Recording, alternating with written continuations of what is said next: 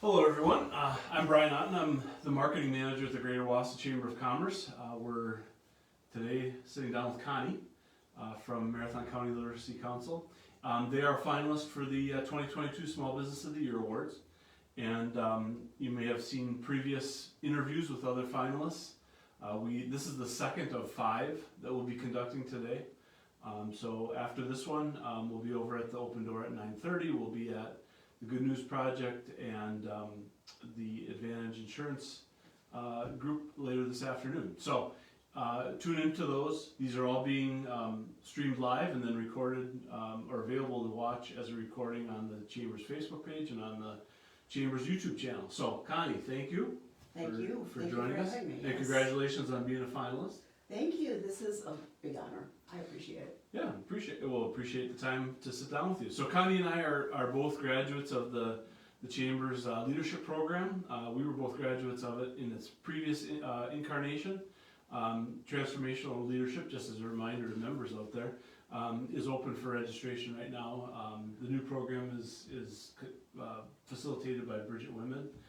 It's a different program than what you and I went through, but I also did that one, and it's got a lot of value as well. One of those things was for the new program is assessments. We did a Myers-Briggs test. You and I, along with the instructor, were the only INFJ folks in the room, and that made us, I guess, unique or special or whatever. But so Connie and I have a special connection that way because we were the only INFJs around. But anyway. So Connie, tell me about Marathon County Literacy Council. That's what we're here to talk about, and tell me about the organization, what it is that you do, and maybe a little bit about sort of how this organization was formed.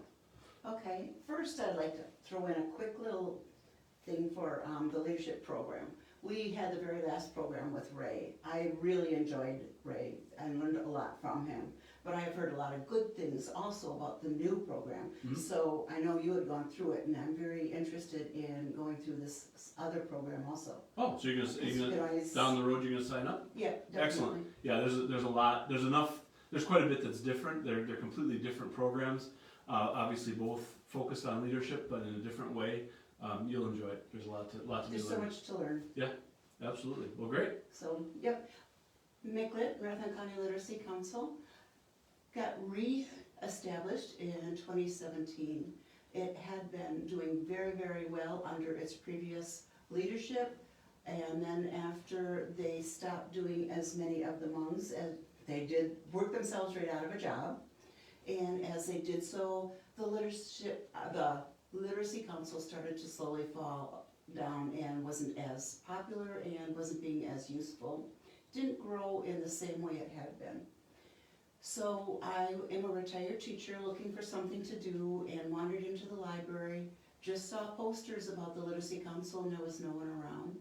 I reestablished the whole program, stayed with the same name, stayed with the same nonprofit, and we have found a new little niche. We've decided that we weren't going to rely on one group or area. Literacy is anybody that needs to write or read any kind of thing that they're doing. Whether it's on a computer, whether it's on paper, even in conversation sometimes our literacy isn't as pleasant, appropriate as we would like it to be. So that's what we've decided to help people with. We do citizenship, we have gone into helping with driver's license, we do anything where you need to write, searching for jobs, searching for apartments, but we did not give up on the old standards. We still do GEDs, we still do any kind of moving forward in school. It's a real tutoring program. And what makes us special or unique is that we're one-on-one. And there are some people that can sit and go through a book or sit and stare at the computer, master it instantly. And those people are great over NTC, the UW. But there's quite a few people that have fallen through the cracks, that have a little issue. Sometimes even just age has gotten the better of some people, and Sure. They need that little support. And things have changed over the years a lot. And so we need to just keep updating and keep, promoting the new stuff. And we're having a lot of success. Great. And so who are the volunteers then? You mentioned this one-on-one interaction, how important that is to be able to do what it is that your organization is trying to do. Where do you find those volunteers? And I'll even put a plug in for wanting new volunteers, because our volunteers are just anyone. We do have educated, retired teachers, I have a couple principals, I have a different assortment of volunteers. But some of them are not, had never thought they would be a volunteer in this kind of a field. Everybody has their own specialty. I have two that connected through crocheting that became really good at reading and doing all sorts of other stuff, started a book club, went off into this whole other thing that they never imagined. I have some that come in that are really good at driving or even have their CDL, never thought they would tutor, and now they're helping people get their license. That's great. So my volunteers are just anyone and everyone, because you each have your own skill. That's very cool. A little background about me. So I was a college, when I was a college student, I was studying graphic design. So I was taking a lot of art classes. I had to take some general education classes and was asked by, I think through one of my English classes, by the professor if I would be a tutor at the writing center on the college campus. Well, of course I was the only, everybody else was an English major, I think. I was the only person that came from a different sort of background. And that was interesting, you know, and I think your organization, I'm guessing, benefits from having kind of a diverse background in terms of the volunteers and how they come into the program. So. And you're a perfect example. We do have quite a few art people, and they're thinking that, you know, they're different, and you are, because you're thinking in a different perspective than some of our strict literacy English people. Sure. And nobody thinks the same, and poetry comes from this massive great ideas, and that's something that art is coming from. So it's reaching a different mindset, and that's why we love tutors from anywhere and anything, because they all have their own uniqueness. Cool. Yeah, there's, I mean, anybody who does anything creative, there are similarities, you know, whether you're writing music or creating a piece of art or writing a book or, you know, writing a poem, there are similarities in that you need to be able, you know, there's ideas, there's the process of sort of editing, you know, Yeah. even if you're a painter or a sculptor, you're kind of editing your work, you know, from day to day. And so, yeah, you're right, there are plenty of sort of overlaps there.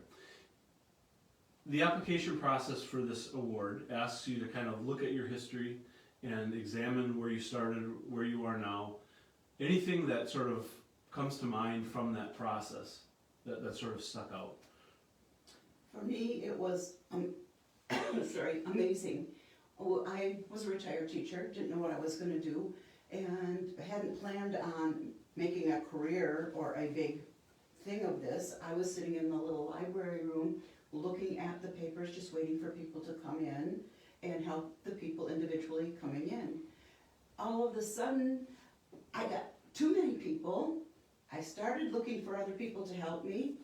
I had also worked as adjunct over at NTC. They were changing over their rooms and stuff over at the Salvation Army. They gave me 3 more rooms, a larger computer area, and I started growing and meeting new and different people.